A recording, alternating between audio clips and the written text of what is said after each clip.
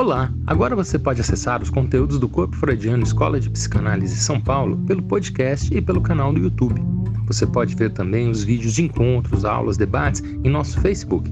Para maiores informações, siga a gente no Facebook Corpo Freudiano São Paulo. Seja bem-vindo e bom proveito!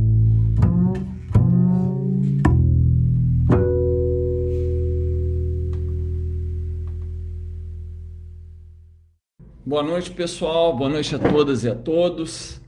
Bem-vindos à live do Seminário de Leituras de Freud e Lacan, do Corpo Freudiano de São Paulo. Como vocês sabem, esse ano nós estamos estudando os conceitos fundamentais da psicanálise e hoje nós temos um tema extremamente importante, especial. Ele é decisivo tanto do ponto de vista teórico, quanto é decisivo também do ponto de vista clínico, que é o conceito de transferência. A ideia, então, é que nós possamos discutir as origens freudianas, de como é que Freud chega a se colocar a questão da noção de transferência, como que ele faz as suas principais elaborações a respeito do tema, mas o nosso foco vai ser essa passagem de Freud para Lacan, de como Lacan recupera essa tradição freudiana, essa tradição clínica, essa tradição teórica, e vai acompanhar esse conceito como um dos conceitos fundamentais na sua perspectiva, né? Vocês sabem que no Seminário 11, os 4 conceitos fundamentais da psicanálise de Lacan, de 1964, um dos conceitos fundamentais é justamente o conceito de transferência. Então, é um conceito que vai acompanhar Lacan em toda a sua obra, em todo o seu ensino, e que vai ter uma posição decisiva para o pensamento da teoria da clínica e principalmente do final da análise e da própria formação do analista. Então é um longo percurso. Eu vou tentar trazer para vocês os elementos mais importantes, aqueles que podem de fato serem úteis, que podem nos ajudar nesse percurso. Muito bem.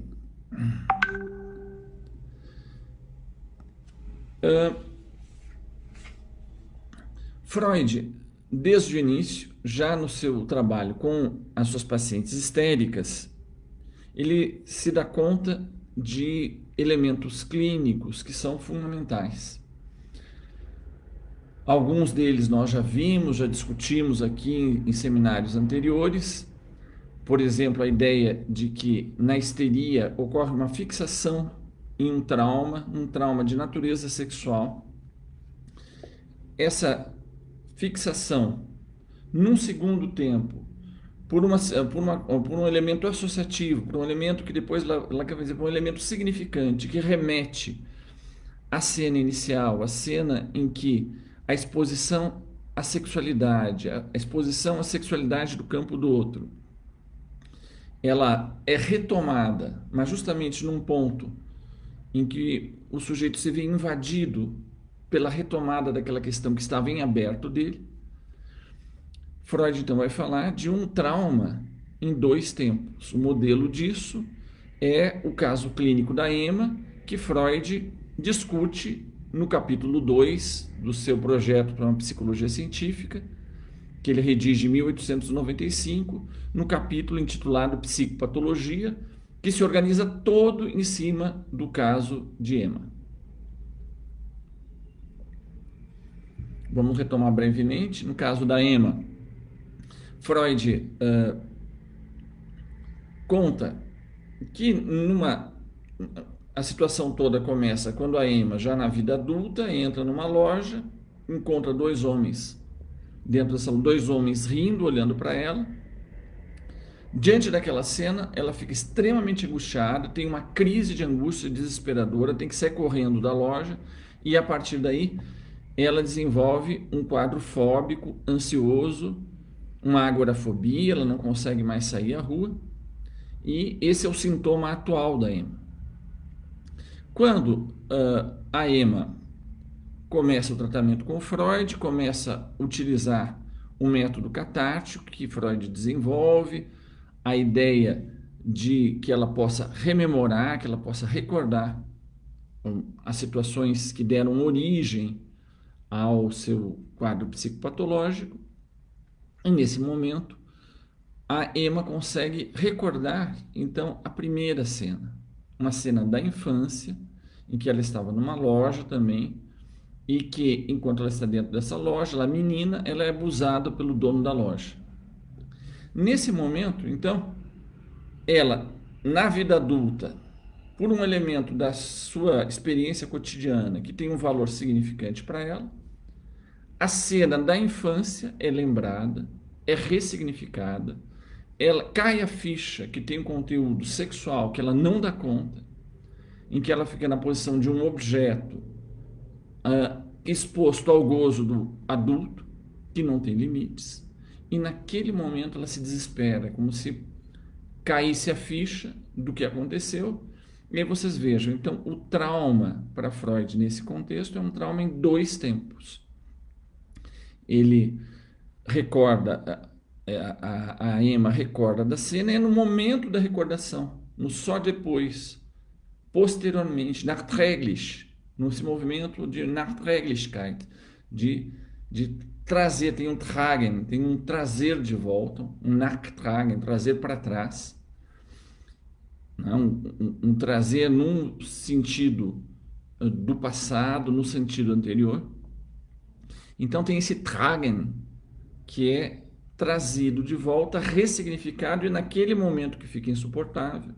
Então vocês vejam, o trauma só tem o valor afetivo traumático quando, na vida adulta, ela recorda da cena primária. E é nesse momento que, de fato, se dá a instalação da neurose e que se dá o processo de recalcamento. Então, Freud vai fazer uma teoria da neurose, uma teoria da histeria, como, dependendo de elementos significantes, elementos que podem, em uma cadeia, serem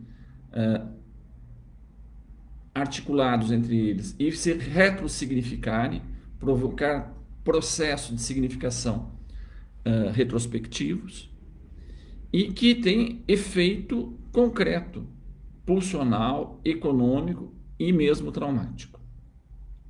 Esse é o primeiro elemento que Freud traz como essencial para entender a sua teoria da neurose.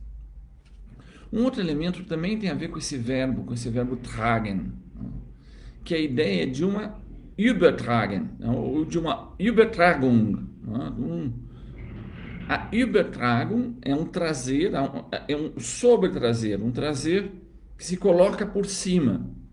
A primeira vez que Freud utiliza esse termo de Übertragung, ou de Übertragen, ele utiliza já, na verdade, ele vai utilizar em alemão posteriormente, porque a primeira vez que ele usa o termo equivalente de transferência, ele utiliza em francês, quando ele escreve para o vocabulário médico do Villaret, 1888, e ele vai falar, então, como, sem uma noção ainda propriamente teórica, como a gente está acostumado hoje, ele simplesmente diz que os sintomas histéricos, eles estão de um lado do corpo e eles podem ser trazidos a um transfer de um lado para o outro. Mas depois, nos próprios estudos sobre a histeria de 1895, Freud vai fazer primeiro uso teórico dessa noção de Übertragung, ou de Übertragen. Algo é trazido, algo é buscado, algo enfim, é trazido sobre um elemento que já estava colocado na vida mental, na vida psíquica do sujeito. E então ele vai conceber esse elemento a partir de uma observação muito singela, que ele via que a maneira da paciente se relacionar com ele na situação clínica, na situação terapêutica, comportava não apenas esses elementos de traumatismo, de fixação, de regressão, mas tinham maneiras de funcionar com o próprio terapeuta que eram regredidas e que tinham formas de amor. Ele via naquelas pacientes histéricas manifestações amorosas, mas com um caráter regredido, com tonalidades infantis que eram vividas com o terapeuta. Então, esse foi o primeiro material clínico a partir do qual Freud vai se colocar a questão da transferência. Tem algo da vida amorosa do sujeito que se atualiza na figura, que é colocado sobre a figura do terapeuta. Algo é feito como Übertragung. É um termo que ele vai usar em diversos conceitos, em diversos contextos. Ele vai ter também, quando ele fala na interpretação dos sonhos, ele vai falar de uma de Übertragung Gedanken, de pensamentos de transferência de pensamentos, de algo que está num sistema de pensamentos, uma condição que tem um certo valor emocional, ser transferido para uma outra cadeia, para permanecer aqui no léxico freudiano, de representações, onde aparece mais claramente esse mecanismo, esse dispositivo, por exemplo, na referência que Freud faz aos traços minêmicos e aos restos diurnos. Por que num sonho o desejo inconsciente precisa se apoiar nos restos diurnos para poder encontrar uma forma de expressão no sonho efetivamente sonhado? Então vocês vejam essa dinâmica que Freud vai descrever na interpretação dos sonhos. Há um desejo inconsciente que é insuportável para o sujeito. Por ser insuportável, se mantém abafado, recalcado na vida de vigília. À noite, há um relaxamento dessas defesas. O desejo se torna excitado, ele pode voltar à tona com menos risco, mas para que o sujeito não seja despertado pela retomada de desejos que, em última instância, são insuportáveis, ele ainda assim tem que passar por um filtro.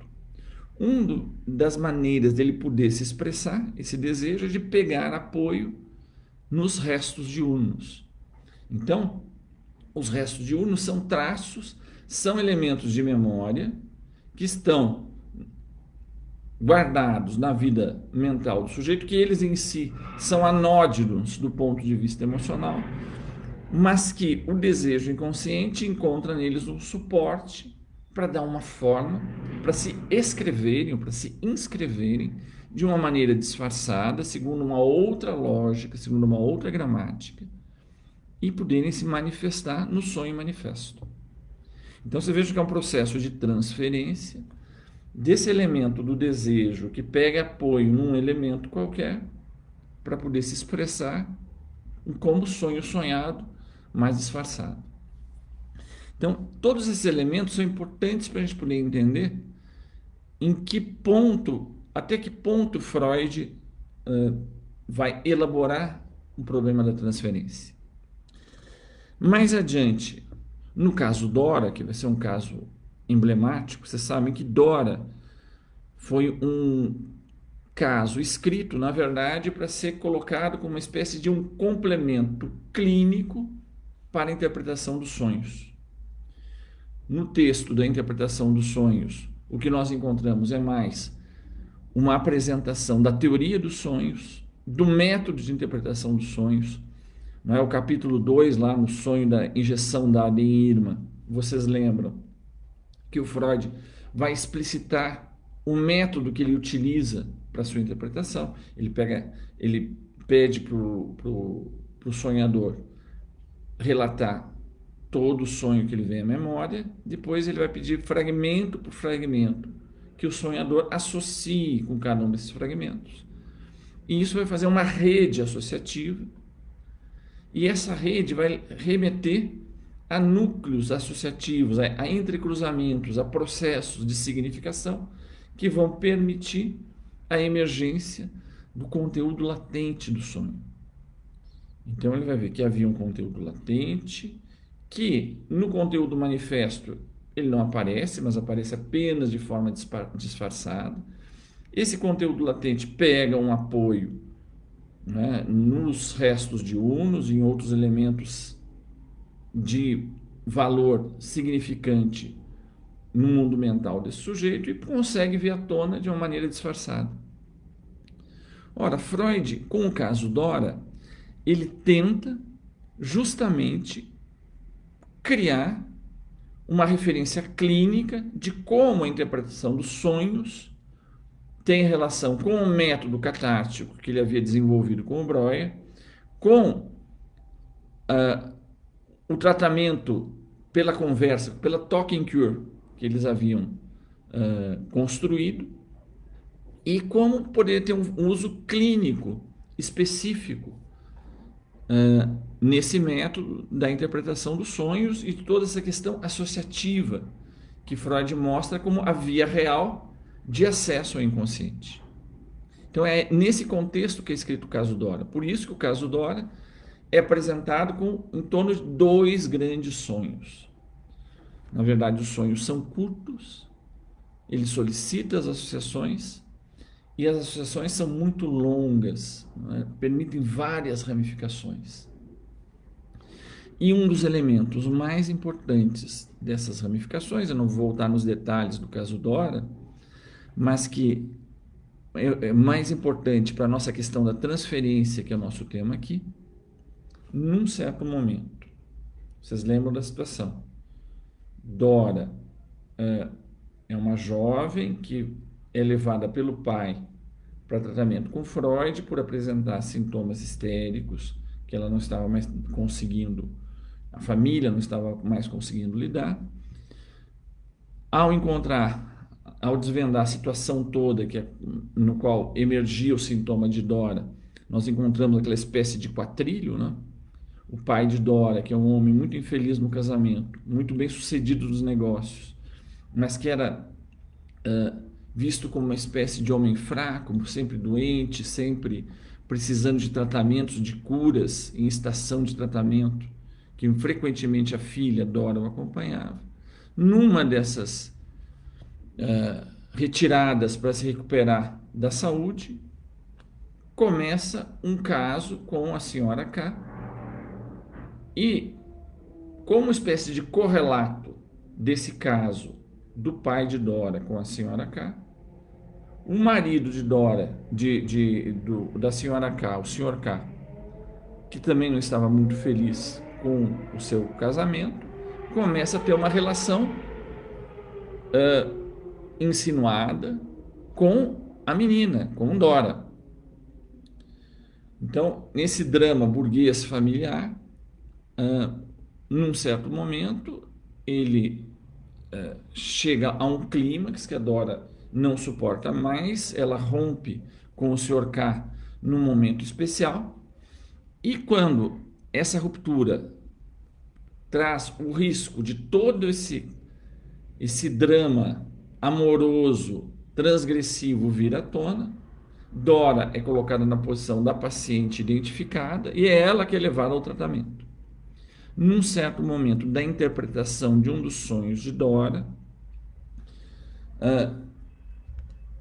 ela lembra um fragmento de sonho, que lembra uma questão da fumaça, que lembra a questão de elementos corporais de Barbie, enfim, que Freud identifica ser dele próprio.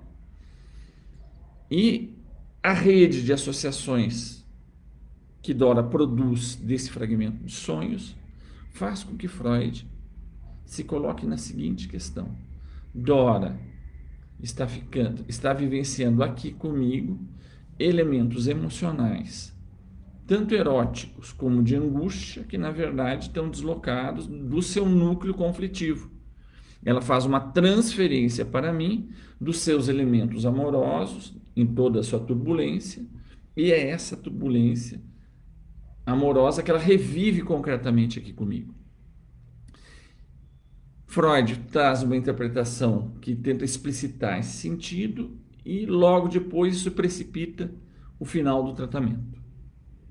De modo que um dos elementos que Freud se dá conta, não é que houve, então, uma transferência de um elemento mental de Dora, de sua vida conflitiva, que é reatualizado na situação analítica com Freud.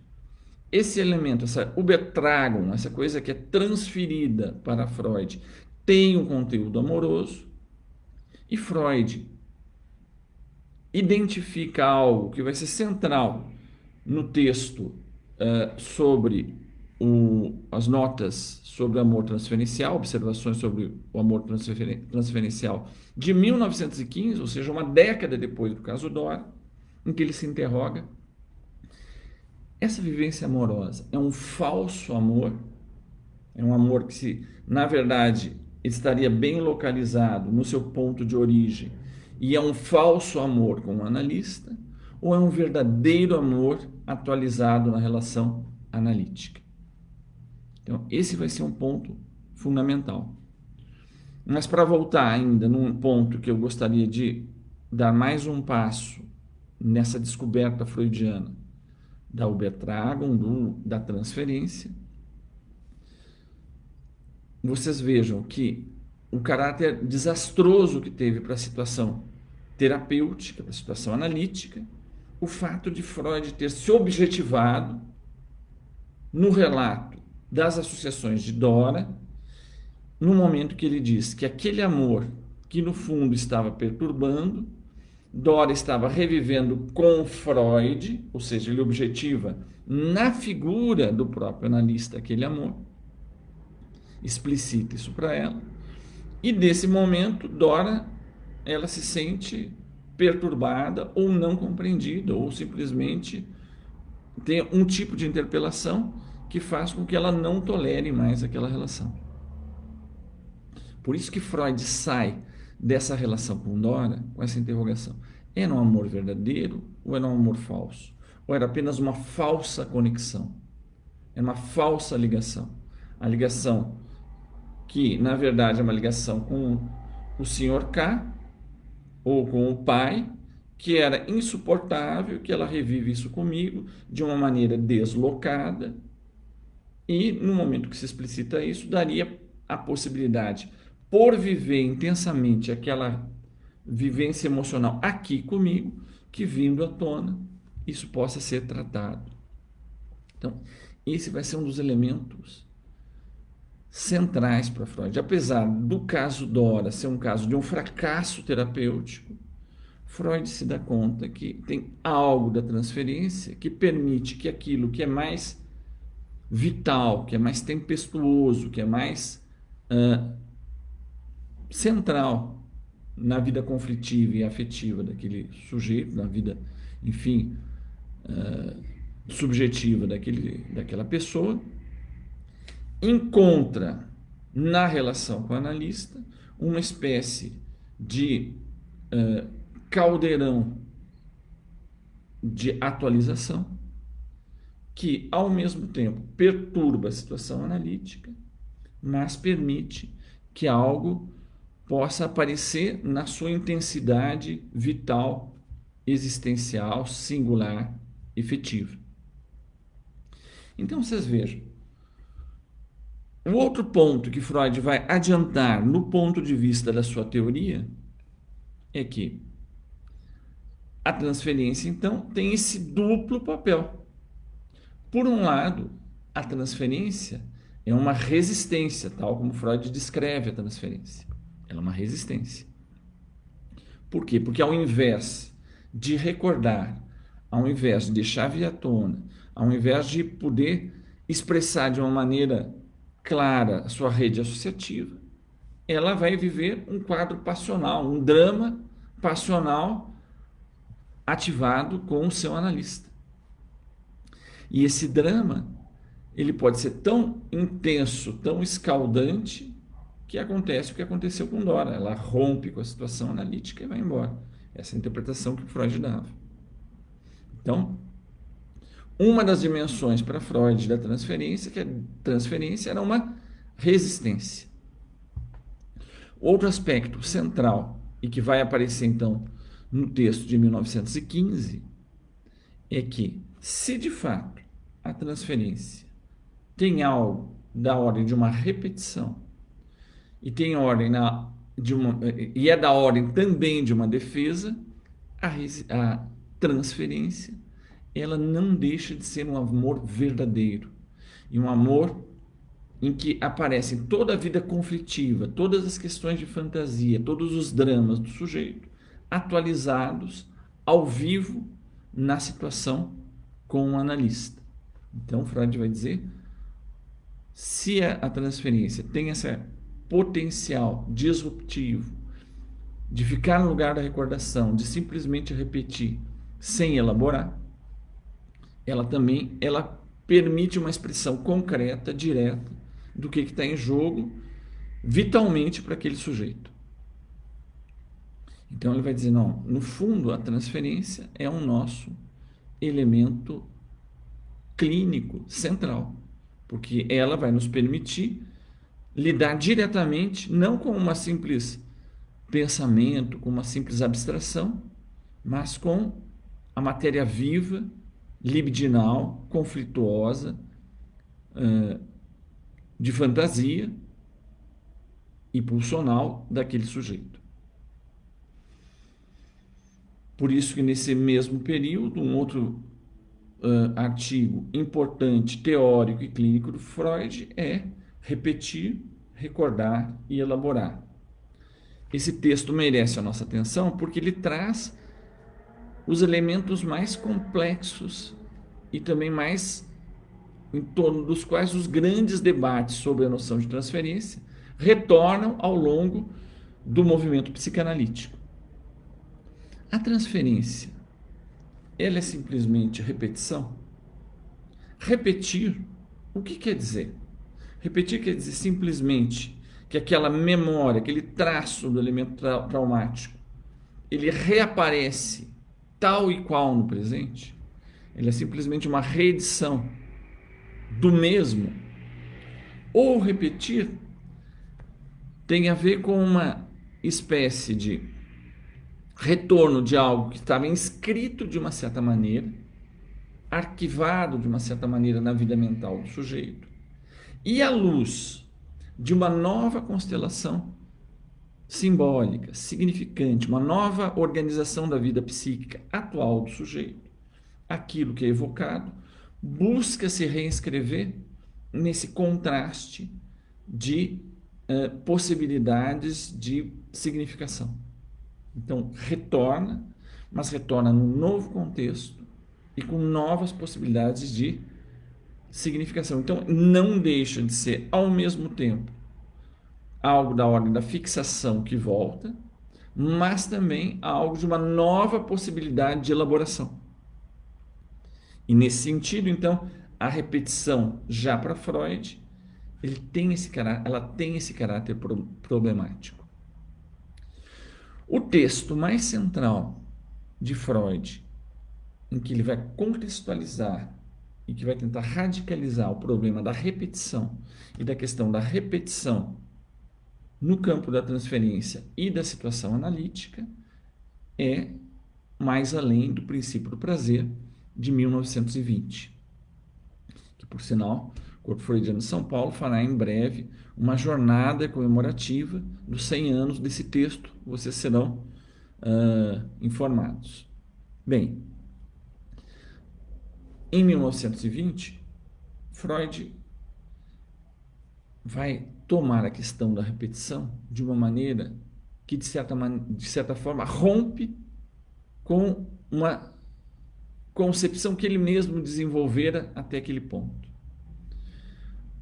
Como, nessa primeira fase da sua obra, o sistema mental, o sistema psíquico, o Seeleapparat, o aparelho da alma, o Sprachenapparat, o aparelho de fala, era basicamente, na teoria de Freud até aquele momento, concebido como um aparelho hedonista, um aparelho que busca o prazer e busca evitar o desprazer. a repetição teria a ver com uma busca de repetir algo que foi prazeroso. Então, nesse sentido, ela teria uma amarração com o campo da fantasia. Eu crio a fantasia como uma forma de aplacar a minha insatisfação e eu busco repetir o quê? Aquilo que foi prazeroso, aquilo que houve satisfação.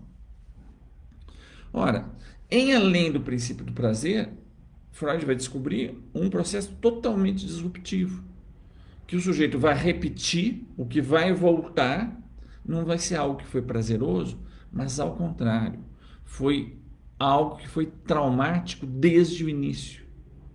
E traumático descrito em termos econômicos. Tem a ver com aquela situação em que o aparelho mental rompe, ele se encontra no estado de não conseguir mais dar conta, pelos próprios meios, de uma excitação que o inunda, ou seja, ele é tomado de horror, de terror, Schreck Affect. O Schreck Affect é o afeto de terror. Ele é inundado por uma excitação que não consegue se traduzir em prazer, em realização, em ter uma canalização satisfatória para o sujeito. Então isso é vivido não mais como prazer, é vivido como ruptura e é vivido como trauma, é vivido como Schreck, é vivido como terror. Isso deixa marcas definitivas em aberto. Aqui, então, Freud vai se interrogar radicalmente na sua teoria. O sujeito vai retornar, ele vai voltar, ele vai repetir justamente lá onde o seu sistema rompeu, está vazando.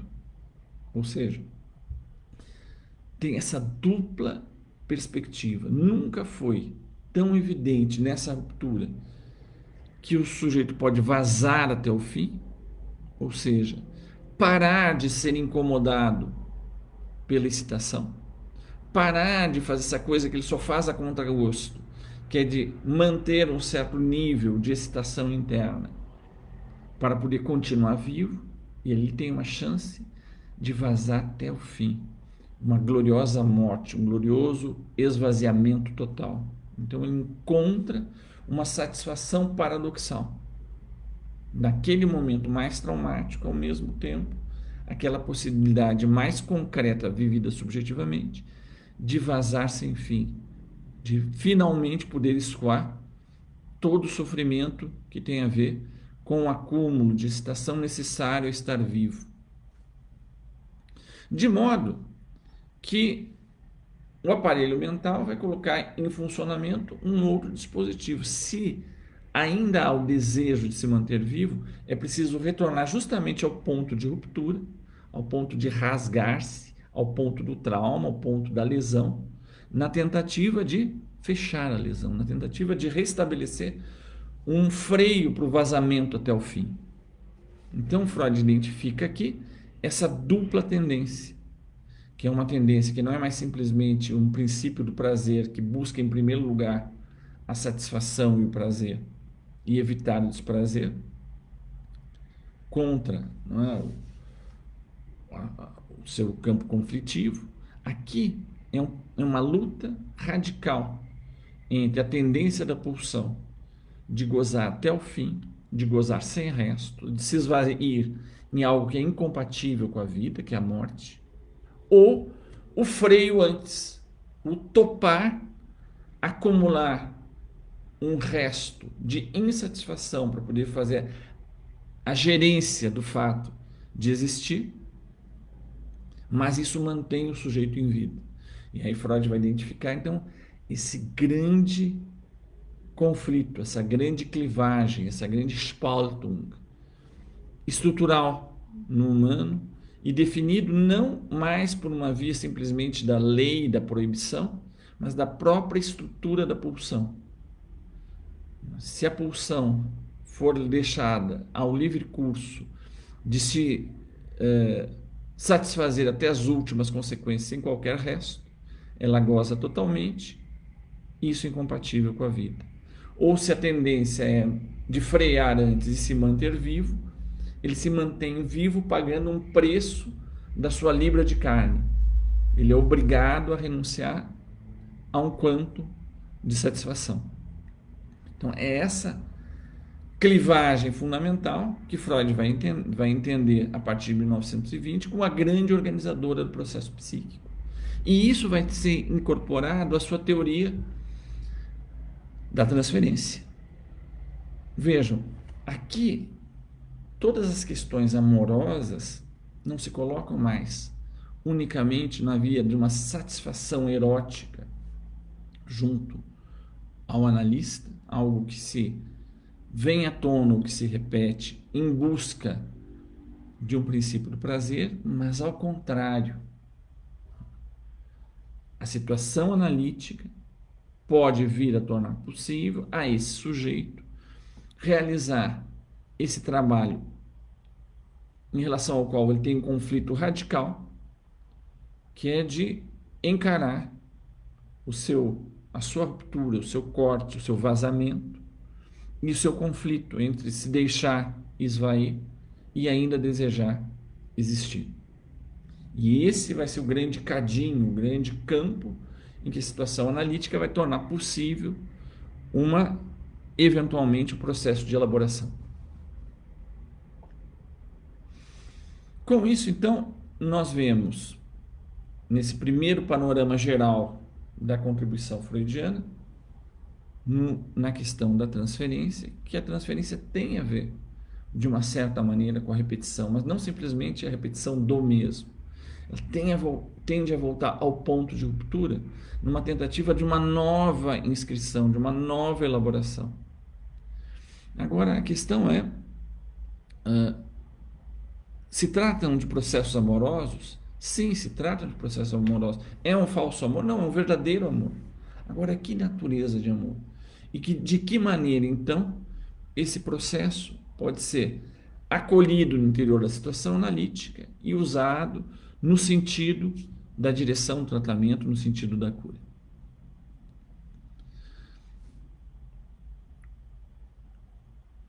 E para Freud, então, para concluir com Freud, vai fazer parte da teoria do tratamento de Freud a ideia que o desfecho do tratamento deve ter a ver também com um desfecho da transferência. Se durante um certo momento o analista encarna para aquele paciente o núcleo, o nó de todas as suas questões fundamentais, para que uma análise termine, em algum momento deve ser possível o desfazimento do nó da transferência, em que o sujeito não mais vai necessitar dessa ancoragem libidinal, mas também traumática, para poder dar conta da elaboração dos seus grandes conflitos, e a partir daí, numa nova arquitetura da sua vida subjetiva, ele vai poder dar um outro destino para a sua fantasia, para o seu desejo. Nas grandes linhas, essa foi a contribuição fundamental do Freud. Vamos ver, então, como Lacan vai se apropriar dessas mesmas questões e que tipo de desdobramento ele vai trazer no campo do seu próprio pensamento. Lacan começa a tratar da transferência muito cedo. Ele já tem, por exemplo, nos escritos a gente encontra já um texto de 1951 que se chama Intervenção sobre a Transferência. Ele faz um comentário, a respeito de uma elaboração teórica da transferência. Ele vai falar da transferência, ela se dá com uma espécie de um impedimento do fluxo do processo analítico, quando aquilo que deveriam ser o que ele chama de uma sequência de inversões dialéticas, ou seja, de possibilidades de reelaboração dos conflitos do sujeito. Quando isso se estagna, essa dialética para e ela começa a confluir para uma atualização na vida erótica do sujeito com o terapeuta, com o analista. Então, de certa maneira, nesse momento para Lacan, a transferência é um indício de um bloqueio no fluxo da elaboração. É o que vai fazer Lacan dizer em um certo momento que, em última instância, a única resistência que de fato conta na situação analítica é a resistência do próprio analista, que, não suportando mais ser o suporte, né, dessas questões tão decisivas, tão vitais, tão pulsionais, tão imensas do sujeito, e de se ver interpelado na sua própria posição de sujeito pela exposição crua aos conflitos, às fantasias do outro, o analista freia o processo e aí se dá a resistência, de modo que a gente vê que a transferência, nessa concepção, tem a ver não apenas com algo que está acontecendo no campo do paciente, no campo do analisante, mas no campo do próprio analista, em que os fenômenos transferenciais têm esse caráter passional mais cru, em um momento que o processo analítico para de escoar. Mas, logo em seguida, o que vai entrar em pauta como elemento central para o Lacan vai ser certas dimensões que são elaboradas paulatinamente nos seus primeiros seminários. Lacan vai mostrar já nos primeiros seminários, quando ele coloca lá o esquema L, como ele, no esquema L, vocês lembram, tem dois eixos fundamentais, tem um eixo imaginário do ego, né, do eu imaginário exposto ao pequeno outro, né, ao outro próximo com o qual eu vivo o drama da vida cotidiana, de uma relação mediada por um campo simbólico, em que vai ter um grande outro, o lugar do significante, o lugar do código, e em face do qual o sujeito vai estar reconhecido e assinalado por uma legitimidade simbólica. Ele vai ter um nome próprio, ele vai ter uma suposição que no interior do campo simbólico há uma marca que vai se referir àquele sujeito enquanto tal. De modo que não necessariamente, ou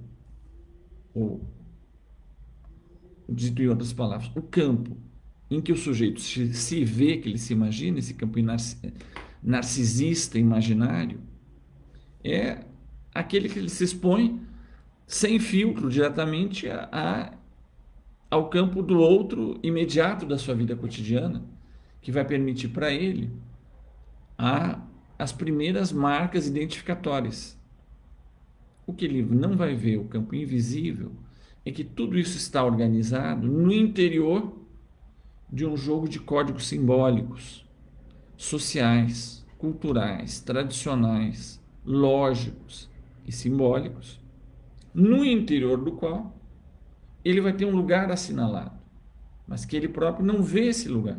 Ele vai descobrir oportunamente que a posição que ele está ali não é simplesmente uma decorrência da sua natureza, do seu ser, mas do lugar simbólico que ele ocupa. Se ele está ali, como Freud dizia, ele vai constituir seu narcisismo na posição de sua majestade, o bebê, que é o que ele vê estampado nos olhos dos outros, dos pequenos outros que olham para ele com encantamento e dizem: nossa, essa criança é a mais maravilhosa do mundo. Isso é o que ele vê, e é a partir daí que ele vai constituir uma imagem de si mesmo. O que ele não vê é que aquele outro só olha para ele com aqueles olhos porque ele está na posição simbólica de filho dele, portador do nome dele, portador de um lugar na linhagem da parentalidade, na linhagem das trocas familiares, das relações de parentesco, do valor que isso tem no interior do laço social. É porque ele está assinalado naquele lugar e esse lugar ele não percebe que ele está sendo visto daquela maneira. e vai ter outros elementos que também têm natureza simbólica, mas que não aparecem no campo da imagem, que vão estar sendo mediados nesse campo que atravessa, que corta, que permite uma desfascinação do sujeito pelo espelho no qual ele se reconhece. E aos poucos vai ver que se ele olhar só para o espelho do olhar do outro, tem algo de fundamental que lhe escapa. Então ele vai ter que se perguntar, na sua posição de sujeito simbólico, não apenas para a posição imaginária desse pequeno outro que eu tenho diante de mim, mas para o lugar do código, para aquele lugar que eu suponho no campo do outro, que organiza a regra do funcionamento da legislação das questões fundamentais, como o nome próprio, como as relações de parentesco, como as trocas eróticas legítimas e ilegítimas, e daí por diante. Então Lacan, nesse momento, vai dizer: o lugar do analista tem que ser um lugar de que ele não se deixe fascinar pelo amor ou pelas paixões que o seu analisante pode atribuir a ele na posição de parceiro, de próximo, mas justamente daquele que sustenta um deslocamento da alienação nesse campo da imagem como uma espécie de fiador de uma ordem simbólica, de um campo que está fora dele e que organiza o seu mundo. Então, Lacan vai dizer que isso aqui é fundamental, ainda que os elementos passionais possam se dar num campo imaginário extremamente intenso, efervescente, é necessário que o analista sustente esse lugar de outro, ou o lugar do grande outro, mas que apenas o sustente como um lugar, que ele não se identifique, o próprio analista, nem com esse lugar passional que é colocado pela paixão imaginária do analisante, e muito menos como aquele a quem se atribui o saber definitivo sobre as coisas da linguagem, sobre as coisas do sujeito. Porque esse é o lugar do impostor. Esse é o lugar que o sujeito solicita a quem? Solicita ao líder, solicita ao Messias. Messias, me diga quem sou eu.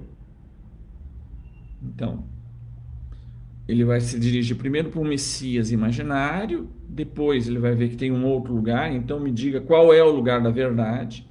E é importante, então, aqui, uma redefinição dessa regra de abstinência. Se tudo isso faz parte do campo da transferência, da perspectiva do dispositivo analítico, há duas questões fundamentais. Uma questão ética, quer dizer, se o sujeito, um analista, que é solicitado a responder do campo passional ou a responder do campo do sentido, do campo da linguagem, que ele deve se abster justamente dessa delegação, dessa suposição que é colocada a ele. Porque se ele fizer, ele vai ter um lugar ao mesmo tempo, de poder, de instalar o sujeito numa alienação do discurso que ele produz, e ao mesmo tempo instituir o sujeito justamente em uma nova alienação, sem que ele possa resgatar aquilo que dele, ao mesmo tempo, tem a ver com a marca que o constituiu e com o buraco de incompletude que faz com que ele possa ser um desejante que vai se instalar no mundo a partir dessa posição desiderativa. Então vocês vejam que desde o início a questão da transferência coloca uma posição ética para o psicanalista e uma interrogação sobre a posição do desejo do analista. Muito bem.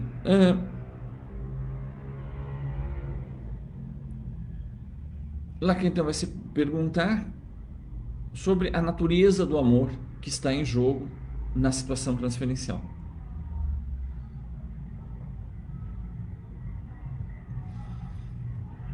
E é dessa forma que no seminário sobre a transferência, o seminário 8,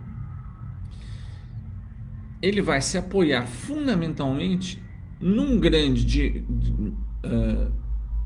diálogo do Platão, que é o Banquete, que vai ser então um texto que versa fundamentalmente sobre o amor.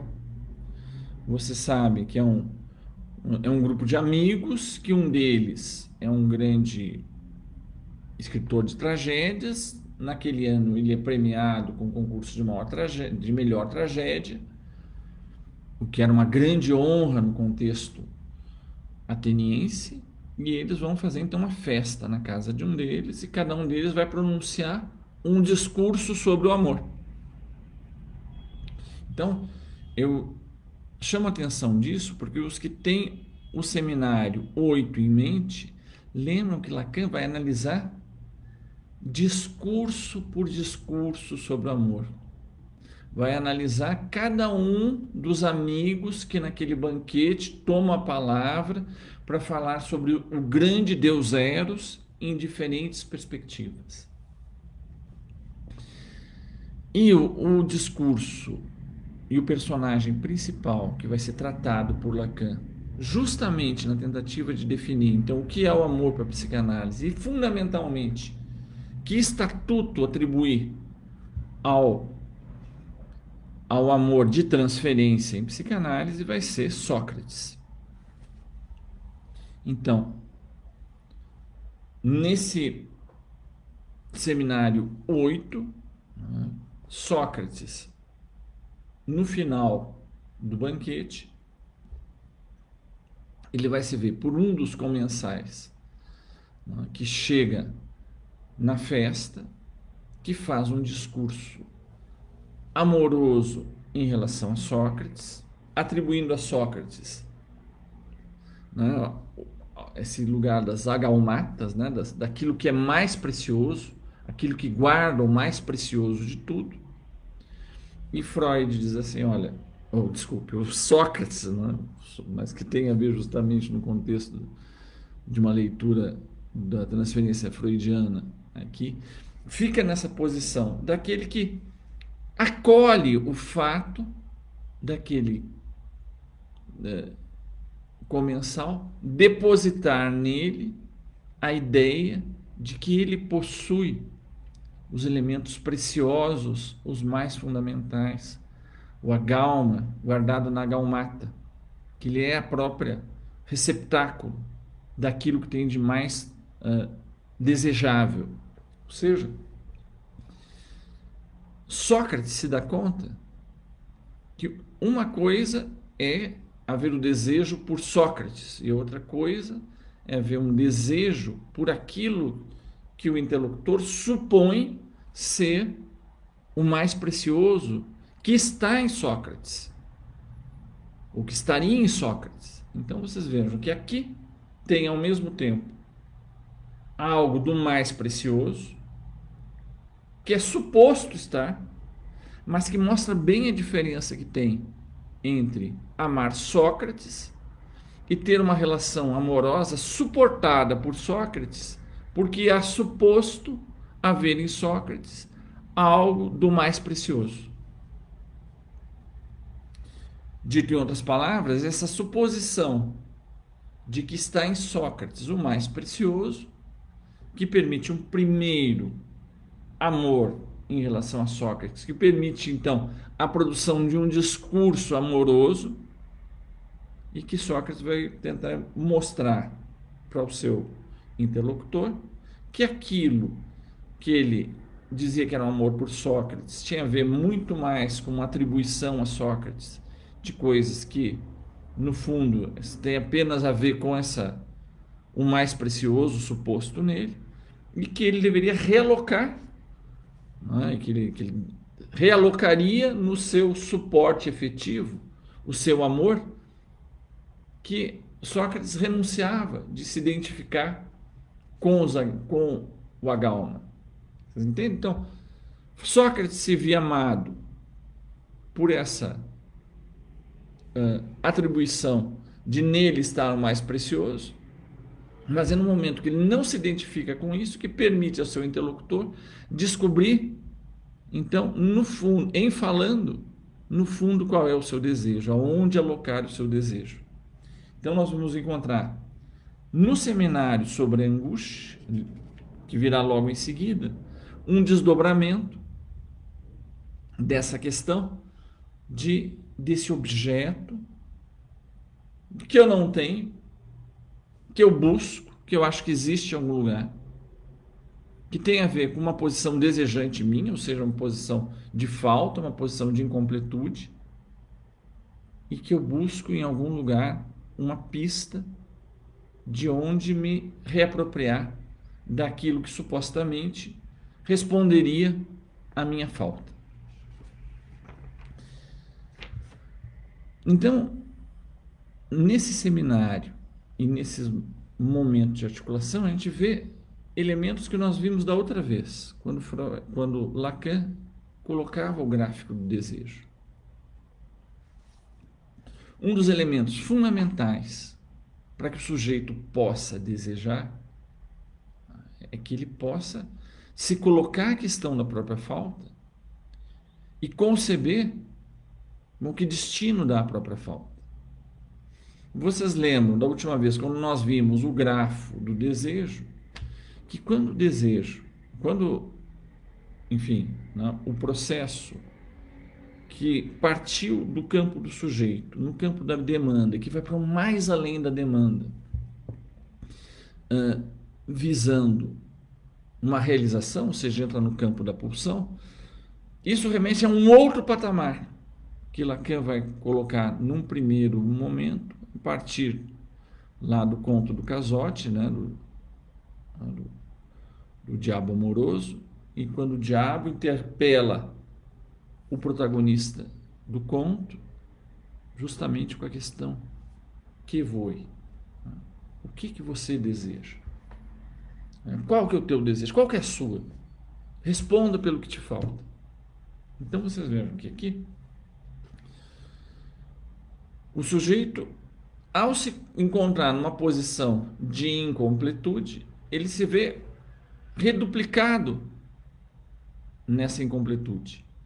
Por quê? Ele busca, então, na sua incompletude, para que ele possa dar conta desse seu buraco, ele busca, então, ser desejado pelo outro, então, ele busca o desejo do outro no sentido objetivo, mas mais do que isso, ele vai buscar no outro indícios do que é pertinente desejar, o que é o desejável, em relação ao que ele deve organizar o seu desejar. Então, é nesse sentido ambíguo dessa fórmula que Lacan vai dizer que o desejo do sujeito é o desejo do outro. E na situação analítica, na situação transferencial, nós vamos encontrar justamente isso. Quando que o sujeito entra em análise? Ele entra em análise no momento que ele se vê em pane. Ele que gozava num certo sistema, que poderia ser inclusive um sistema neurótico, mas que funcionava. Num certo momento ele entra em pane. Ou ele não consegue mais gozar segundo as modalidades que ele vinha gozando, ou que aquela maneira de gozar, disfarçada, cheia de desvios, cheias de reorganizações, elas simplesmente não dão mais conta, ou elas começam a ser muito caras. Então o sujeito começa a pagar um preço desesperador para poder ter a sua satisfação. Nesse momento que ele entra em pânico, ele busca ajuda. Veja, ele busca ajuda se o sintoma o coloca numa posição de pane. Então, no primeiro momento, o que leva ele a buscar ajuda é simplesmente que ele está em pânico, que ele está sofrendo, que ele está mal. Então, esse momento inicial é um pedido de ajuda, mas não é necessariamente uma entrada em análise. Isso é fundamental para a gente entender o que quer dizer a entrada em análise e o que vai especificar a clínica psicanalítica em relação a outras clínicas. Porque quando o sujeito funcionava de uma certa maneira, ele entra em pane e ele começa a passar mal, ou o sintoma começa a ser muito dispendioso, ele começa a não ficar mais satisfeito com a economia do seu gozo, ele busca alguém, num primeiro plano, simplesmente ou para aplacar o sofrimento, ou simplesmente para ajudá-lo a continuar funcionando da maneira alienada, sintomática, que ele funcionava antes de entrar em pane. Então, é muitas vezes o que acontece no pedido para a medicina, para a psiquiatria, para a psicologia. Doutor, eu estava trabalhando, fazendo minhas coisas, e comecei a ter insônia. E essa insônia está me perturbando muito. E eu sempre fui muito dedicado, muito envolvido, agora estou com uma insônia muito grande. O senhor me dá um remédio para dormir? Vocês entendem? Então aqui o bypass. O sujeito está em pane, ele está sofrendo, ele vai buscar ajuda, mas essa ajuda é simplesmente para um aplacamento do sofrimento e para colocá-lo funcionando novamente. Se vocês pegarem os discursos de várias tendências clínicas, médicas, psiquiátricas, isso pode inclusive entrar como critério de melhora no tratamento. O sujeito recuperou a funcionalidade, ele está funcionando de novo. Então vocês vejam que nessa perspectiva o trabalho clínico se justificaria simplesmente por diminuir o sofrimento e para colocar o sujeito a funcionar de novo no seu modo habitual. Ora, a questão analítica, que tem a ver com a entrada em análise, tem a ver diretamente com a questão da transferência. E aqui a questão da transferência não vai mais ter uma ligação direta simplesmente com o amor no estado puro ou simplesmente com a repetição. Aqui vai ter a ver com, em algum momento naquele encontro, ao relatar o seu sofrimento, o sujeito, diante daquele terapeuta, vai poder finalmente colocar-se em questão na sua posição de sujeito em face do sofrimento do qual ele se queixa. Qual é a minha parte nisso? Onde na minha forma de gozar, onde na minha forma de criar sintoma, eu participo, aonde eu participo da minha própria infelicidade. De modo que, ao perceber isso, vai surgir uma outra modalidade, então, da questão da transferência, que está apontada já por Lacan. Bom, se ele me deu o toque, mas quer dizer então que sua insônia começou justamente no momento daquela perda?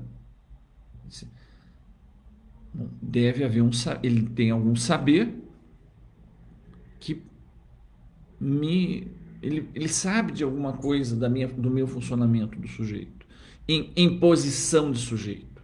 O que de em mim está em pane, ou seja, diante dele, eu faço espontaneamente a hipótese do meu inconsciente, a hipótese do meu sujeito enquanto inconsciente. Então vocês vejam que aqui vai ser a transferência que torna possível a situação analítica. A transferência torna possível esse primeiro movimento de entrada em análise, que é que o sujeito se interrogue numa questão de verdade. Eu vejo que eu estou sofrendo, eu percebo que eu estou implicado no meu sofrimento, eu percebo que eu funciono inconscientemente e ele tem algo do saber sobre aquilo que eu posso elaborar. Esse é um primeiro nível do que o Lacan vai chamar, então, e que ele vai desenvolver fortemente a partir do seu seminário 11, da questão desse lugar do analista na transferência como um sujeito suposto saber. Um nível mais elementar é que se atribui ao analista um saber suposto sobre o meu sofrimento, sobre a minha posição de sujeito em pane. Esse é um elemento. Aos poucos, Lacan vai ver que a própria constituição do sujeito, o sujeito é simplesmente, ele só existe enquanto suposição. E eu vou tentar traduzir isso numa linguagem que possa ser acessível, né? Ainda que tenha uma certa simplificação.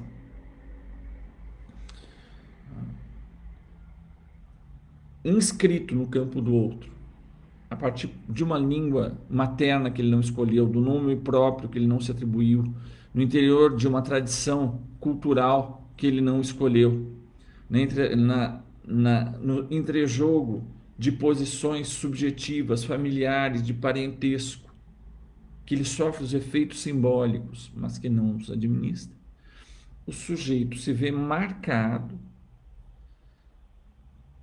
talhado e, ao mesmo tempo, afixado com os significantes do campo do outro e com as marcas que ficaram da sua vida erótica, afetiva, exposto ao real da vida pulsional e da vida fantasmática do outro.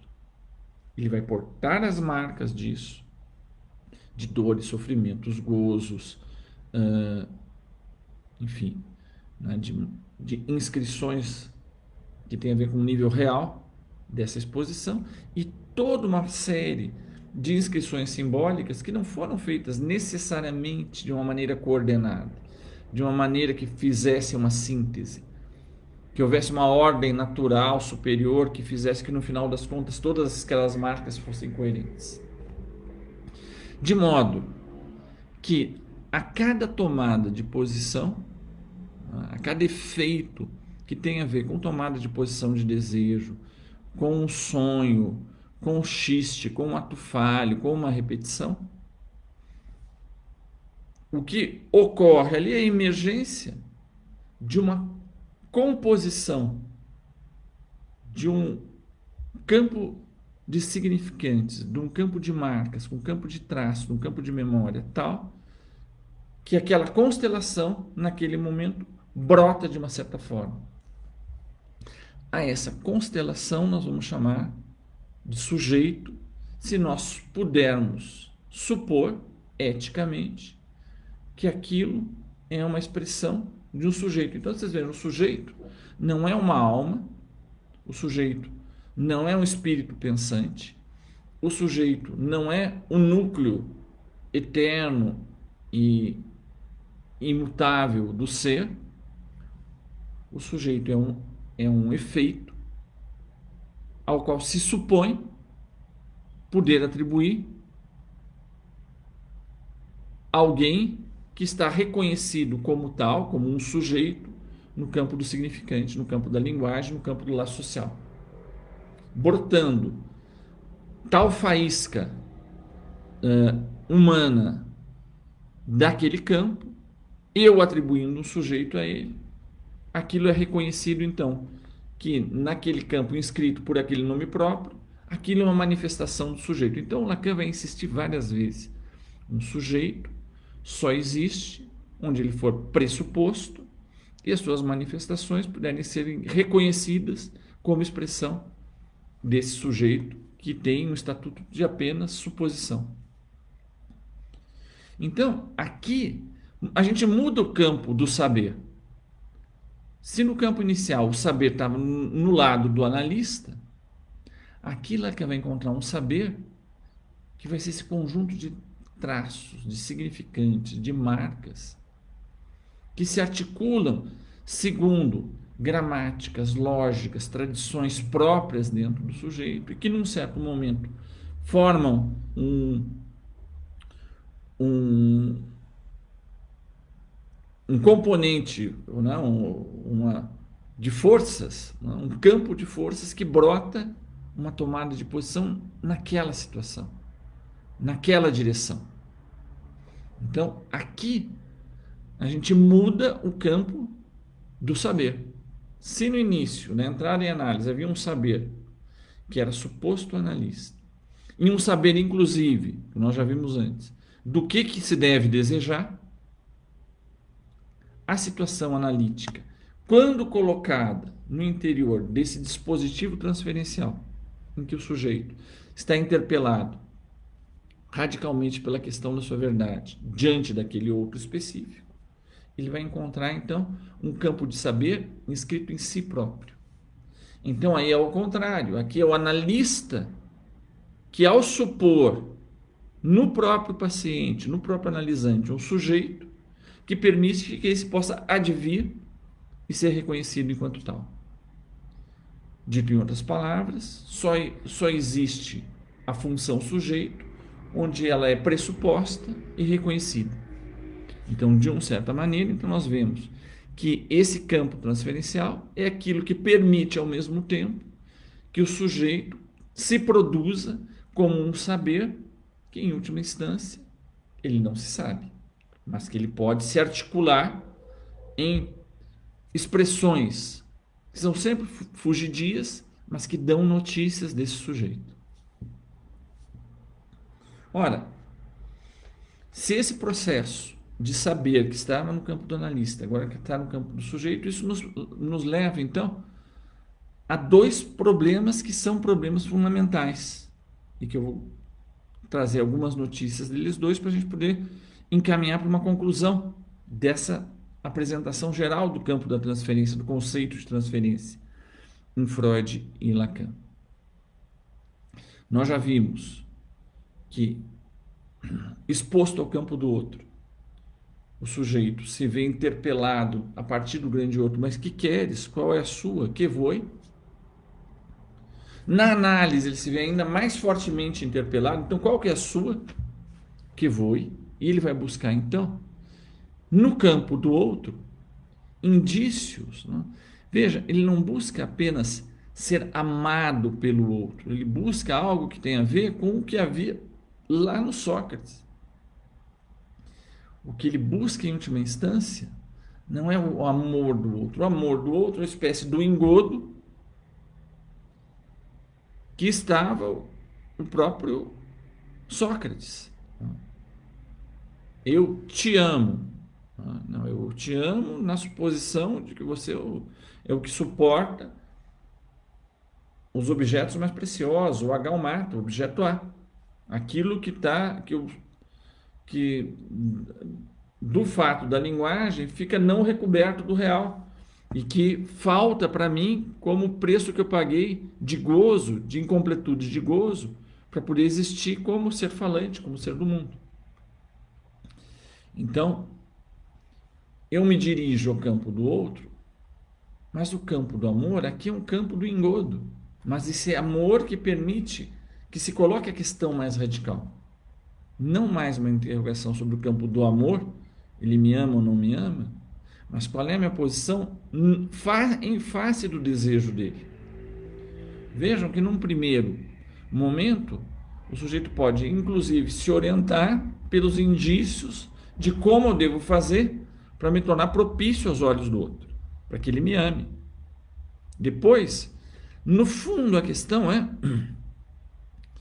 identificar o campo desiderativo do outro. O que o outro deseja? Porque se eu descobrir o que o outro deseja, eu posso responder de alguma maneira, ao instalá-lo em posição de ideal, o que é lícito, o que é desejável para mim. Qual que é a minha em relação ao meu desejo? Então, o meu desejo tem a ver com a busca do desejo do outro. Daí a necessidade da opacidade do desejo do analista.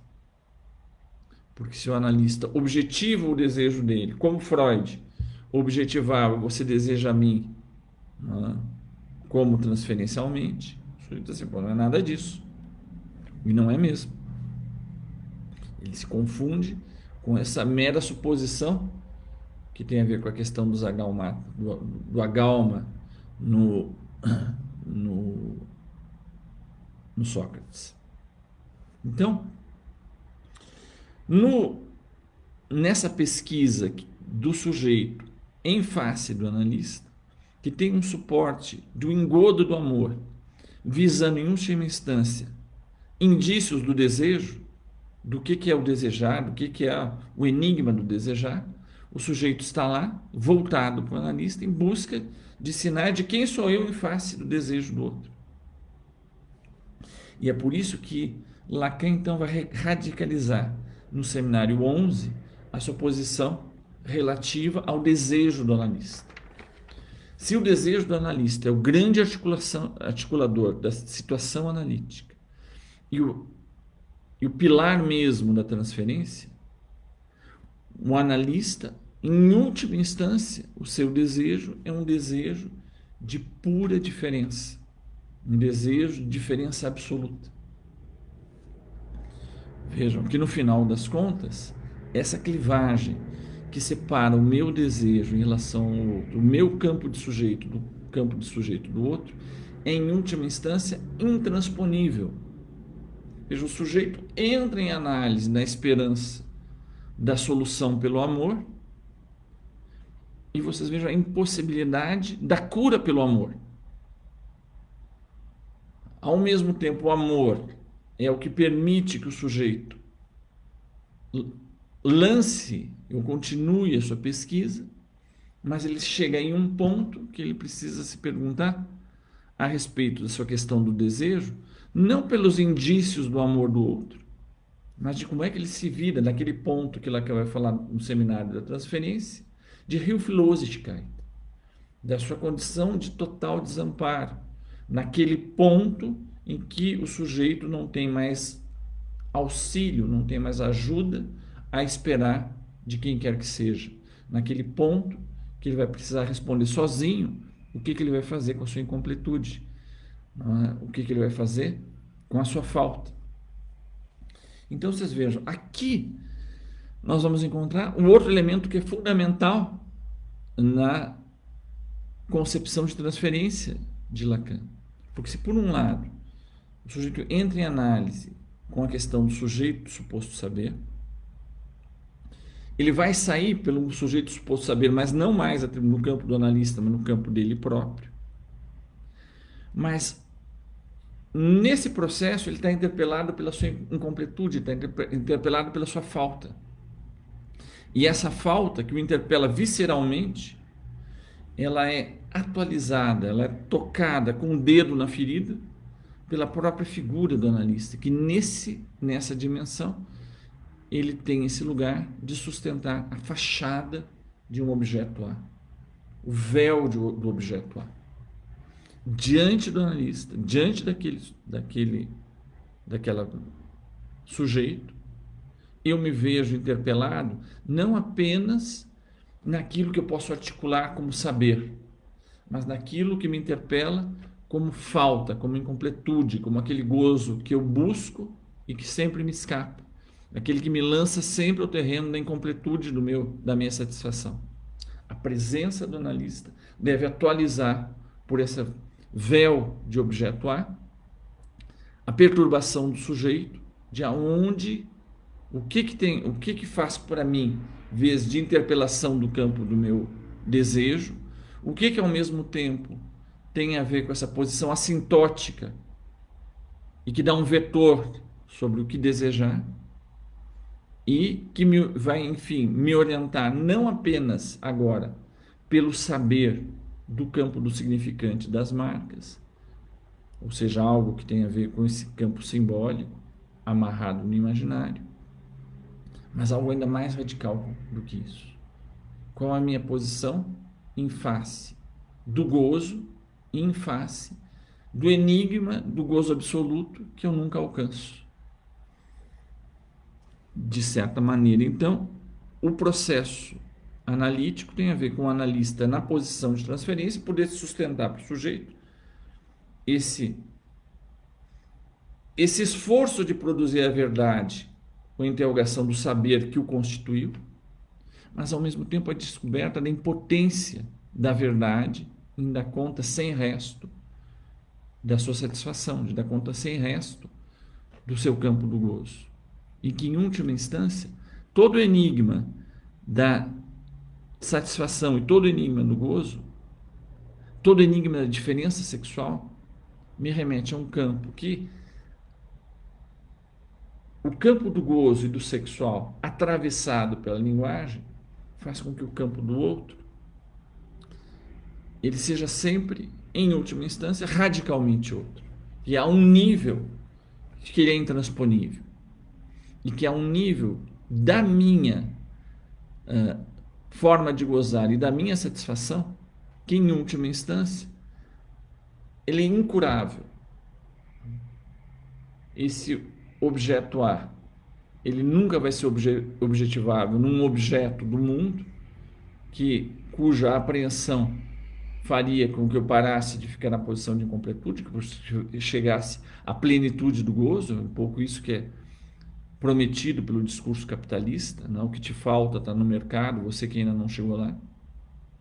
Ou seja, é necessário para o final da análise, então, essa destituição que tem a ver com o assumir de não há relação sexual, em que, em última instância, o campo do sujeito nunca vai fazer um com o campo do outro. Que a questão desta incompletude não é algo que seja da ordem da contingência, mas da ordem da estrutura. Estar vivo é estar no campo da não relação sexual, da incompletude. E, de certa maneira, então, começa a entrar esse processo que tem a ver com o final da análise, que por onde nós vamos concluir, então, essa apresentação geral do conceito de transferência. O final da análise tem a ver com a destituição desses dois lugares.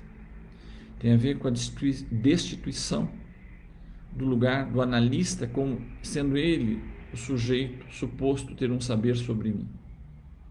Há uma segunda destituição de que o saber inconsciente que me constitui terá a resposta última de mim mesmo. Ora, o que eu posso fazer com o processo analítico é produzir verdades que tenham muito a ver comigo mesmo, com as minhas marcas, com a minha história, com os meus atravessamentos. Mas haverá sempre um gap entre toda a verdade e tá bom, e daí? Mas o gozo tem a ver com isso. Ou seja, desses campos de alhos com bugalhos, daquilo que eu posso produzir como saber e verdade, aquilo que fica como o resto do ponto de vista do meu gozo, que nós vimos então no gráfico do desejo, como isso se articula através da fantasia. O S barrado, que tem a ver com o meu atravessamento pelo campo da linguagem, do campo do significante, em suas relações possíveis, menos da igualdade, com esse resto que me interpela, com essa incompletude que me coloca em busca pulsional de um absoluto que eu nunca encontro. Vai ser esse campo, que vai ser o campo da fantasia, que é o tema, inclusive, do nosso próximo seminário, daqui a 15 dias, todos estão convidados, o nosso tema específico vai ser, então, o campo da fantasia. Então, vocês vejam como o atravessamento da fantasia tem a ver com o final da análise. Então, nós vimos a destituição do sujeito suposto a saber atribuído ao analista, a destituição do saber e da verdade como a resposta última que me falta. A queda, inclusive, dessa possibilidade do analista ficar como véu de objeto A, essa destituição da minha interpelação por esse objeto A que me remete eternamente de uma forma traumática à minha incompletude. E aí eu encontro então nesse estado que ao mesmo tempo é de desamparo, um estado de destituição daquilo que faziam as amarras do meu ser, mas o que me permite então, por essa resolução da transferência, não de que eu tenha uma análise interminável, de uma masturbação sem fim, de produção de verdades a partir do saber significante, do inconsciente, mas que em um certo momento isso se coloque com uma constatação, tal como a GH chega no final do romance da Clarice Lispector, né? A vida se me é. A vida se me é e eu adoro. Ou seja, o sujeito se constitui a partir justamente do lugar da sua clivagem, da sua falta, a partir do qual ele pode fazer um novo amor e a partir do qual ele pode se instituir como santome de si mesmo, o destino que ele vai dar para o seu buraco de incompletude, de uma maneira que ele possa se amarrar enquanto singular, como traço único, nessa rede que é o laço social, mas sem uma posição autista. A solução dele nunca vai ser fazer a mônada autista recortada do mundo, porque ele não consegue mais existir como ser de linguagem totalmente recortado do laço social. Mas de que maneira, então, ele pode se fazendo essa travessia da fantasia, essa destituição do suposto saber, a queda do analista da posição de objeto A, essa confrontação com o seu desamparo e, ao mesmo tempo, sua posição de desejante, que pode permitir para ele um novo amor e se constituir, então, como um verdadeiro, então, parletro, um ser que se constitui, não apenas a fala que herdou, mas daquilo que se descobre falar. Eu vou parar por aqui, só lembrando para vocês, então, que da próxima vez, nós vamos, daqui a 15 dias, vamos falar sobre o conceito de fantasia. Então, nós vamos tomar ainda alguns minutos. Agradeço vocês terem me acompanhado até aqui com esse conceito tão importante, tão árduo de transferência. Espero ter podido trazer um panorama geral que os estimulem a ir atrás dos detalhes, de toda a profundidade de cada um desses elementos. E eu vou ficar, então, à disposição de vocês para as questões. Então, aqui os nossos colegas, né, os nossos eminências pardas que tornam possível esse nosso encontro, né, o Luiz Carlos Petri, a Amanda e o Gustavo, eles estão fazendo aqui um recenseamento das questões. Eu vou ler algumas e vou tentar responder. Então, a Kátia Bizarro diz assim: Mário, eu gostaria de perguntar algo para além da psicanálise, mas não sei se cabe. Se a repetição, mais além do princípio do prazer, é um mecanismo de tentar fazer uma descarga do trauma, e a pulsão de morte uma tentativa de retorno ao estado inanimado do ser. A meditação poderia funcionar como um antídoto? É muito interessante essa tua pergunta. Eu acho que, na verdade, ela é pertinente. Eu não sei se posso te dar uma resposta suficientemente à altura da importância e da complexidade da tua questão, Kátia. O que a gente vê hoje, né, na nossa história contemporânea, é justamente isso. Como é possível nós estarmos retornando a pontos horrorosos da história que nós achávamos que eram páginas viradas a respeito do crime, do extermínio, do racismo, enfim, né, do totalitarismo, das figuras, né, dos grandes líderes carismáticos, do populismo, enfim. Isso retorna. E eu diria que retorna por vários motivos. Retorna porque a questão nunca, de fato, foi totalmente encontrada, mas em último, foi totalmente elaborada. Mas, em última instância, o que retorna aqui são sempre as grandes questões. O que a gente faz com essa descoberta que no centro do mundo tem um buraco silencioso, um buraco que não responde. E que tipo de interpelação isso nos coloca na posição do sujeito, que diz assim: buraco, diz para mim o que eu devo fazer, qual é o caminho certo a seguir, o que eu devo desejar. E o buraco permanece silencioso.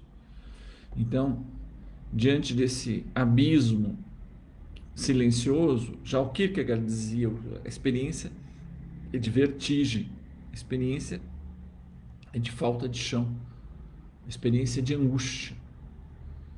Então, é quando esses níveis de angústia a cultura não consegue encontrar, e a política, a história, vias suficientes para permitir uma circulação, não de dar a resposta para o buraco, mas de dar uma circulação legítima, uma circulação satisfatória para esse silêncio, e que de uma forma digna e satisfatória a gente permita circular a nossa vivência de seres simplesmente de fala, de linguagem, de castração, ou seja, de incompletude.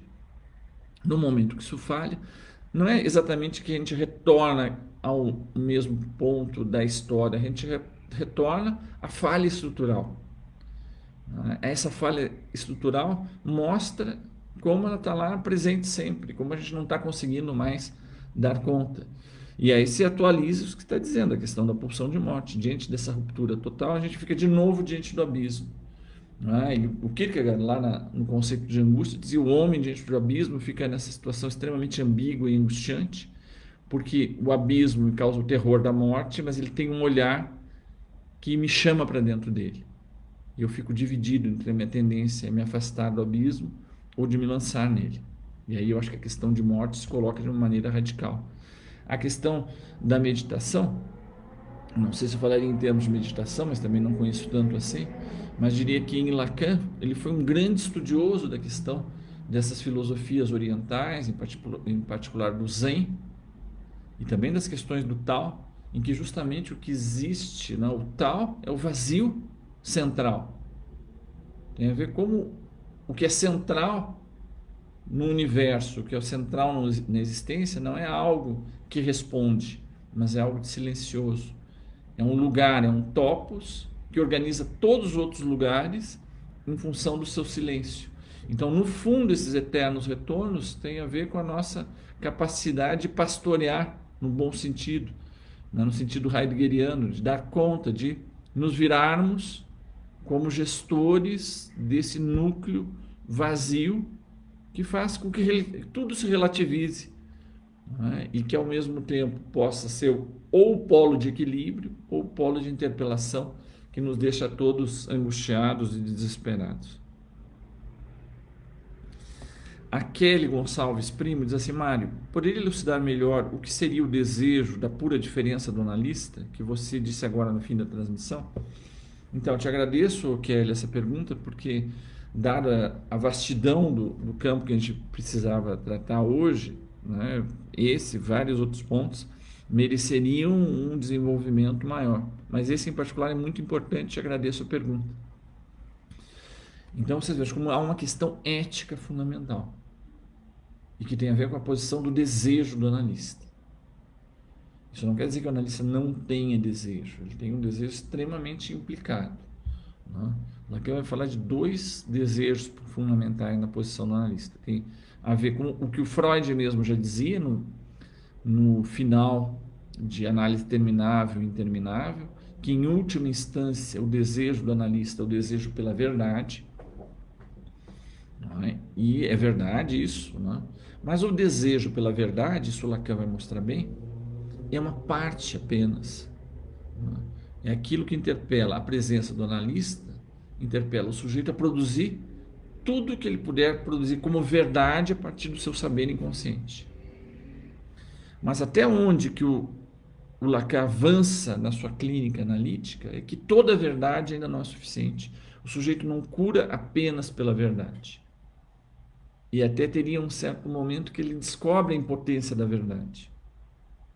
E que tem algo que ele simplesmente constata, que é o ponto de certeza dele, que é algo que tem a ver com o real.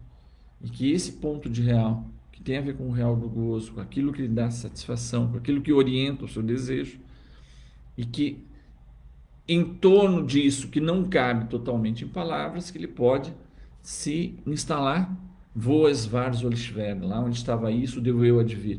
É a partir deste ponto de certeza, que não é mais uma certeza cartesiana, num cogito transparente a si mesmo e que a razão permite que ele delibere o caminho a seguir, mas simplesmente ele constata que, meu Deus, que o umbigo dos sonhos parte daqui, tem uma questão topológica e de instalação do sujeito a partir desse lugar. Então, o desejo de pura diferença, ou essa posição de pura diferença, é do analista suportar. Porque na posição do analista ele fica extremamente interpelado. O sujeito, o analisante dele traz à tona essas grandes questões fundamentais que são atualizadas nele, mas no fundo são as condições de todo ser de fala. A satisfação, o gozo, a relação sexual, os limites da palavra, a incompletude. Então, a relação com a fantasia, a relação com o laço social, tudo isso é atualizado visceralmente no analista. Ou seja, é uma profissão muito insalubre desse ponto de vista, se ele se instala no lugar de endereçário disso. Então, ele precisa então sustentar a sua posição de opacidade e ao mesmo tempo que o seu desejo, que ele vai ser purificado, vai ser tornado possível pelo processo da sua própria análise, é que ele suporte esse desejo de interpelar o sujeito na sua verdade, mas numa produção de uma pura diferença, que ele não tem nenhuma posição pastoral, de convencê-lo, de elucidar a verdade, gotas de sabedoria, não tem nada disso. Mas que o sujeito possa esgotar o seu esforço de se traduzir pela verdade e que isso abra uma possibilidade de ele se encontrar num campo que tem a ver mais com o chão real do seu gozo e da sua incompletude.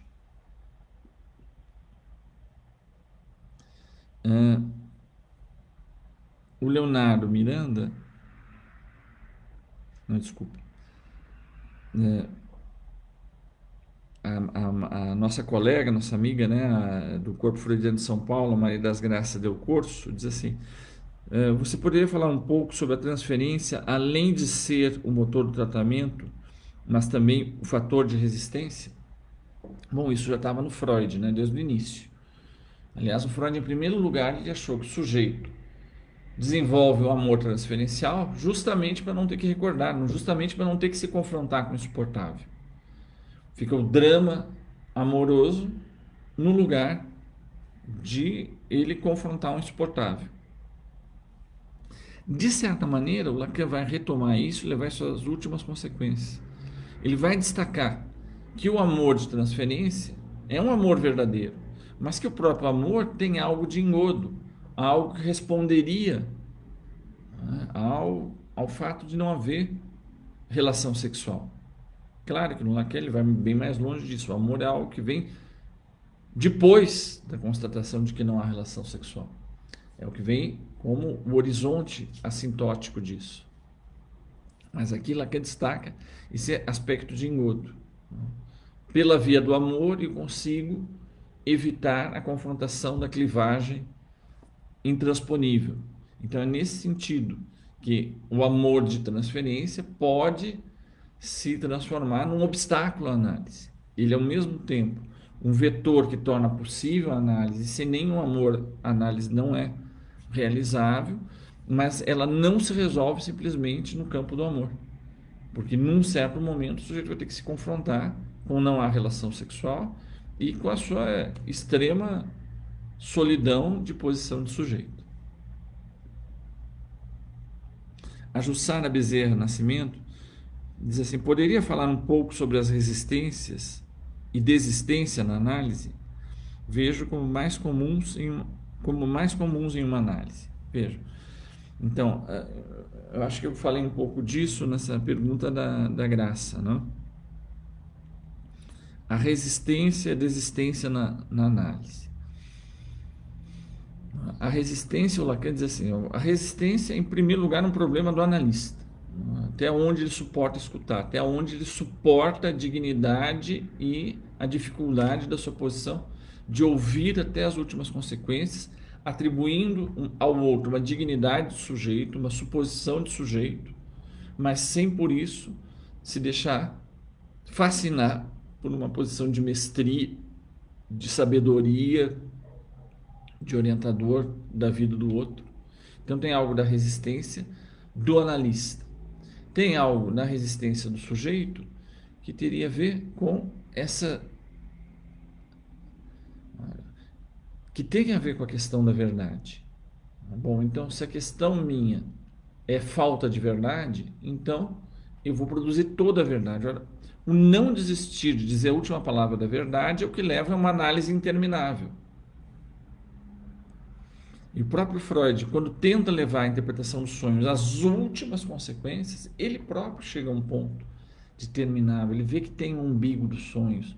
Ele vê que tem um momento que a linguagem não consegue mais dar conta. Que o sujeito constata que o desejo parte dali, mas não se traduz, ele não se resume à verdade que pode ser produzida. Então tem algo da verdade como resistência. A verdade, ela é necessária, indispensável para a análise, mas ao mesmo tempo de que ela possa em algum momento entregar a alma, entregar que ela não dá a última palavra sobre o real. E a desistência tem a ver com isso. Tem uma desistência que tem a ver com um momento necessário de final de análise, que ela quer dizer assim: olha, eu desisto, né? Eu encontro esse ponto radical de desamparo, que eu não tenho mais ajuda a esperar de ninguém, então eu desisto de que eu tenha uma resposta no campo do outro. Tem que haver uma desistência. Então, essa desistência é uma que vai no sentido do final da análise, mas tem uma outra desistência que tem a ver, eu não renuncio a de que haja relação sexual ou que a verdade possa ser dita sem resto. O não desistir disso faz com que o sujeito desista da análise. E isso causa interrupção no funcionamento do dispositivo analítico. O Leonardo Miranda diz assim: podemos dizer que Lacan formula a noção de desejo do psicanalista, traçando com isso um contraponto ao conceito de contratransferência, muito explorado pela IPA. De fato, porque foi bom você te agradeço, Leonardo, essa tua pergunta também me permite falar num tópico que eu não pude falar agora, mas que é muito importante. A questão do desejo do analista é uma espécie de contraponto a isso. Porque a posição de contratransferência quer dizer que o analista é uma espécie de uma caixa de ressonância neutra que simplesmente, ao ser objeto, né, das influências vindas do campo da transferência do analisante, isso reverbera, isso permite para ele uma espécie de um acesso privilegiado em si mesmo do que está se passando no outro, e eu posso devolver para o outro aquilo que neutramente eu reverberei dentro de mim. Você pega no Bion, isso vai nas últimas consequências, ele lança em mim os elementos beta, eu recebo isso na minha caixa de ressonância, eu torno isso metabolizável pela minha função alfa, eu devolvo como elementos alfa, que ele pode aí pensar e tolerar. Tá certo? Isso não é algo que deixe completamente de ter interesse, mas o que escapa disso é a própria posição desiderativa do analista. É como que essa devolução não está marcada pela posição singular desse analista. Então Lacan vai dizer assim, não, existe a transferência do analista, que é uma coisa, existe a transferência do próprio analisante, tem a transferência do analista, e tem uma outra coisa, que é muito mais radical, que é a questão do desejo do analista. E que o desejo do analista, o que o especifica, é um efeito da análise dele. Quando ele tolera e quando ele deseja ficar nessa posição de sustentar para o outro essa função principal de tolerar, ficar nessa posição de véu, de fachada de objetuar, cuja presença interpela o outro, sem por isso deixar iludir que ele está em posição de mestre de saber em relação a ele. Que em última instância o que ele pode fazer é sustentar para o outro um processo em que ele se elabore, que em última instância o analista testemunha isso sem saber exatamente até que ponto ele foi. Como uma imagem que me parece que é muito adequada, lembra quando tinha o escafandrista explorar o fundo do mar. Ele só conseguia ir para o fundo do mar porque ficava lá um auxiliar na superfície, bombando ar, para que ele pudesse ter aquela experiência de explorar o fundo do mar. Então, o escafandrista que está descobrindo aquele mundo misterioso do fundo do mar, ele pode até falar para aquele sujeito que está na superfície. Ele dá notícias do que ele está vendo. Mas aquele próprio sujeito jamais vai ver aquilo. Em última instância, ele não tem nenhum contato comparável com o sujeito está tendo do fundo do mar. Mas é o fato dele estar lá em cima que permite que o escafandrista realize seu trabalho no fundo do mar.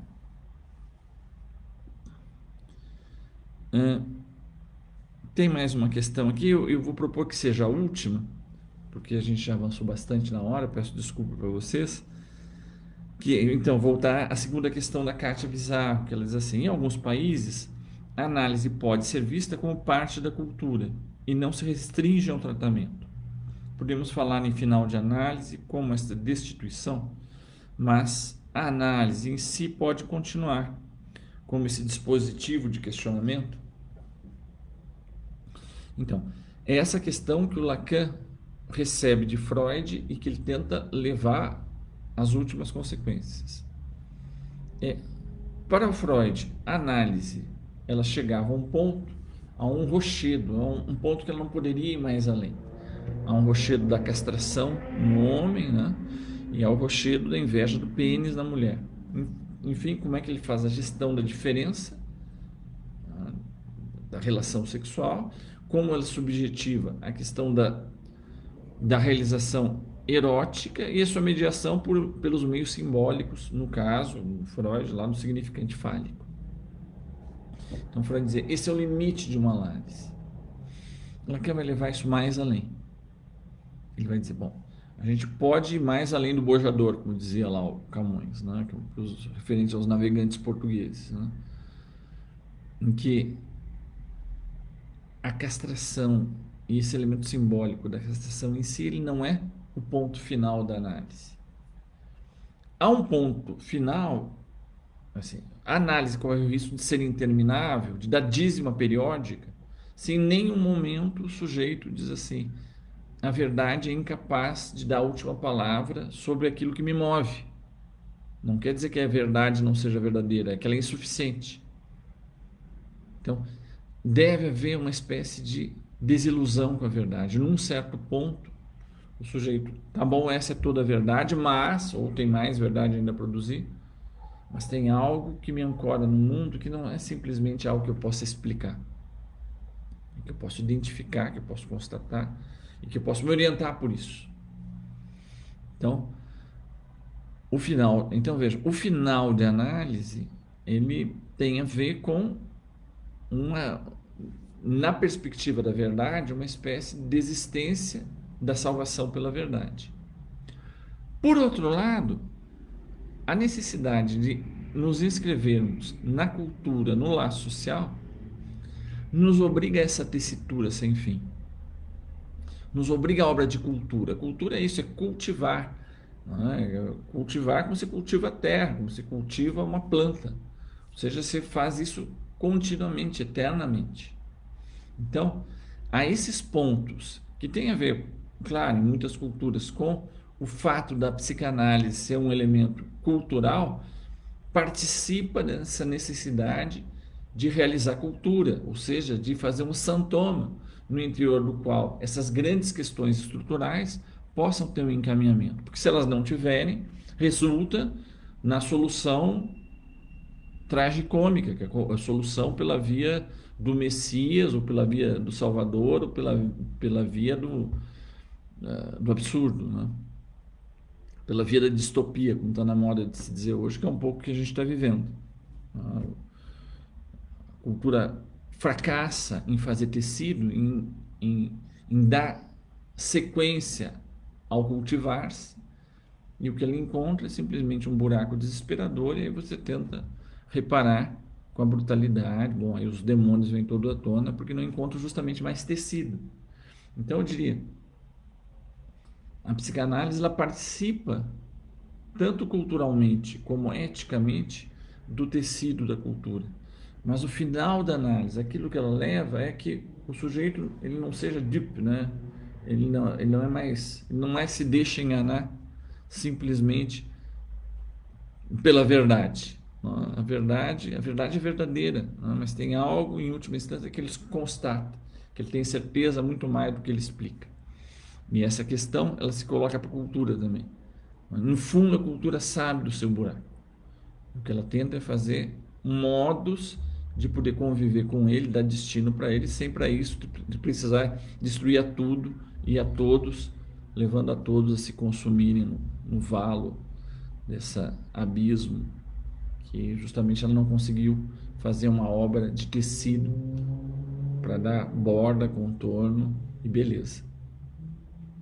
Bom, meus caros, eu vou precisar parar por aqui. Eu agradeço muito vocês que me acompanharam até agora, já está tarde, peço desculpas de ter sido tão extenso hoje, e gostaria, antes de terminar, de convidar todos para daqui a 15 dias um próximo encontro no nosso seminário de leituras de Freud e Lacan, do Corpo Freudiano de São Paulo, com o tema A Fantasia.